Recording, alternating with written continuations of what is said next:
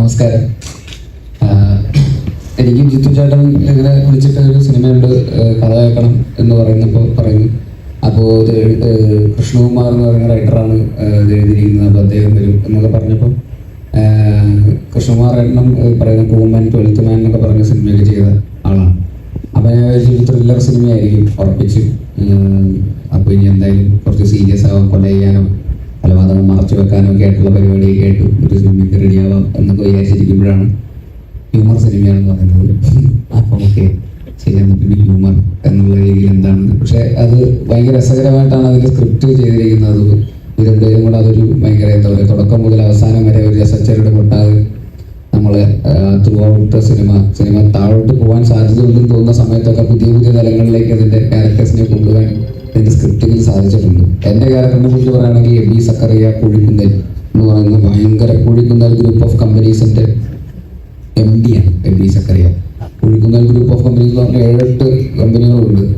എന്തൊക്കെയോ എസ്റ്റേറ്റോ മറ്റേ ട്രാവൽസോ ഇങ്ങനെ കുറേ ഉണ്ട്. അപ്പോൾ പുള്ളിയുടെ അച്ഛൻ മരിച്ചുപോയി. ഈ സക്കറിയ കുഴിക്കുന്ന എന്ന് പറയുന്ന ആൾ പെട്ടെന്ന് മരിച്ചുപോയി. അപ്പോൾ ഈ ആകെ മോനായിട്ടുള്ളത് എബി മാത്രമാണ്. അപ്പോൾ എബിയുടെ ചുമലുകളിലേക്ക് വരും ഈ ബിസിനസ് സാമ്രാജ്യം. അപ്പം അതൊന്നും ഏറ്റെടുക്കാനുള്ള ബുദ്ധിയോ മെച്യൂരിറ്റിയോ ഒന്നും എബിക്കില്ല. അപ്പം അങ്ങനെ വന്നിട്ട് പക്ഷേ വീട്ടിൽ നിന്നാണെങ്കിൽ മമ്മിയുടെ പ്രഷർ, എങ്ങനെയെങ്കിലും ഓഫീസിൽ പോയിരിക്കണം, നീ ബിസിനസ് നോക്കി നടത്തണം എന്നൊക്കെയുള്ള പ്രഷറിൽ അവസാനം ഓഫീസിൽ വന്നിരിക്കുകയാണ്. പുള്ളിയാണെങ്കിൽ ജസ്റ്റ് കല്യാണം കഴിഞ്ഞിട്ടേ ഉള്ളൂ. അപ്പോൾ അതിൻ്റെ ഒരു ആവേശമുണ്ട് പുള്ളിക്ക്, വീട്ടിൽ തന്നെ ഇരിക്കാനൊക്കെ ഒരു ആഗ്രഹം. അപ്പോൾ വീട്ടിൽ ഇങ്ങനെ കമ്പനിയിലേക്കൊന്നും വരാൻ പുള്ളിക്ക് ഒരു തരത്തിലും താല്പര്യമില്ല. അങ്ങനെ പുള്ളി ഓഫീസിൽ വരുന്നു.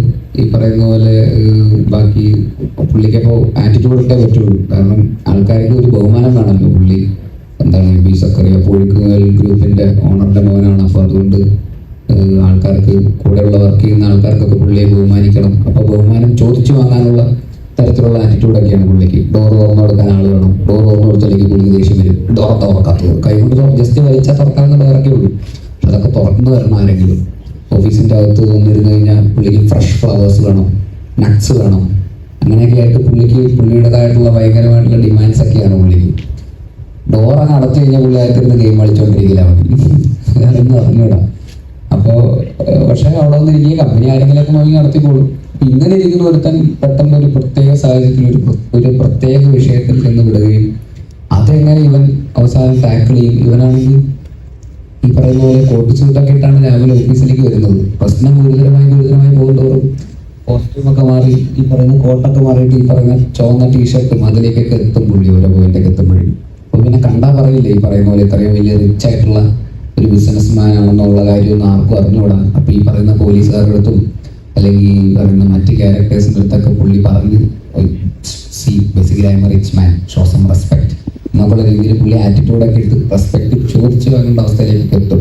നിങ്ങൾ വിചാരിക്കുന്ന പോലത്തെ ഒരാളല്ല ഞാൻ, കണ്ടാലില്ലെന്നേ ഉള്ളൂ, ഐ എം എ റിച്ച് മാൻ എന്നൊക്കെ എന്നെ സൂക്ഷിച്ചതിൻ്റെ അടുത്ത് സംസാരിക്കണം എന്നൊക്കെയുള്ള രീതിയിലുള്ള ആറ്റിറ്റ്യൂഡിലാണ് പുള്ളി മൊത്തം പിന്നെ ഡീൽ ചെയ്യാൻ നോക്കുന്നു. അത് പിന്നെ കോംപ്ലിക്കേറ്റഡായി പുള്ളിയുടെ കയ്യിൽ നിന്ന് പോകുന്നു. മറ്റ് ട്രാക്കുകളിലുള്ള ആൾക്കാരൊക്കെ ഇതിലേക്ക് വന്ന് കയറുന്നു. അവരുടെയൊക്കെ ട്രാക്കുകളുമായിട്ട് ഇതെങ്ങനെ കൂട്ടിമുട്ടുന്നു. ആ കൂട്ടിമുട്ടലുകളൊക്കെ വലിയ വലിയ കെയോസിലേക്കും അവസാനം വലിയൊരു എന്താ പറയുക കൂട്ടപ്പരിച്ചിലേക്ക് ചെന്നെത്തുന്നതൊക്കെയാണ്. എങ്ങനെയാണ് എത്തുന്നത്, പുള്ളി ചെന്നുവിടുന്ന പ്രശ്നം എന്താണ്, ആ പ്രശ്നത്തിൽ നിന്ന് ഇവരുടെ പ്രശ്നങ്ങൾ എങ്ങനെയാണ് പുള്ളിയുടെ പ്രശ്നത്തിലേക്ക് വന്നുവിടുന്നത്, അവസാനം ഇതൊക്കെ എങ്ങനെയാണ് ഇതെല്ലാം കൂടെ കൂട്ടി മുട്ടുന്നതും. അതൊക്കെയാണ് ഈ സിനിമകളെ എക്സൈറ്റ് ചെയ്യിപ്പിക്കുന്ന കാര്യങ്ങൾ. അത് നിങ്ങൾക്ക് എന്തായാലും തിയേറ്ററിൽ നിങ്ങൾക്കൊരു എൻ്റർടൈനിങ് സിനിമ എന്നുള്ള രീതിയിൽ എല്ലാവർക്കും എക്സൈറ്റ് ചെയ്യിപ്പിക്കുന്ന ഒരു സിനിമയായിരിക്കും തന്നെയാണ് ഞങ്ങൾ വിശ്വസിക്കുന്നത്. എനിക്ക് പ്രത്യേകിച്ച് ജീത്തു ജോസഫ് എന്നൊക്കെ പറയുന്ന ഇത്രയും മെയിൻ സ്ട്രീമായിട്ടുള്ള ഇത്രയും ഹിറ്റ് സിനിമകൾ സംവിധാനം ചെയ്തിട്ടുള്ള ഡയറക്ടറിൻ്റെ കൂടെ വർക്ക് ചെയ്യാൻ അവസരം ലഭിച്ചതിൽ ഒരുപാട് സന്തോഷമുണ്ട്. അദ്ദേഹത്തിൻ്റെ ഒരു ഹ്യൂമർ സിനിമ ചെയ്യുന്ന ഒരു വർക്കിംഗ് പ്രോസസ്സ് എന്താണെന്നൊക്കെ അറിയാൻ ഒരു എക്സൈറ്റ്മെൻ്റ് ഒക്കെ എനിക്കുണ്ടായിരുന്നു.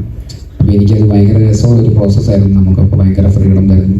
നമുക്കത് കൃത്യമായിട്ട് ഹ്യൂമറിൻ്റെ മീറ്റർ കൃത്യമായിട്ട് പെർഫോം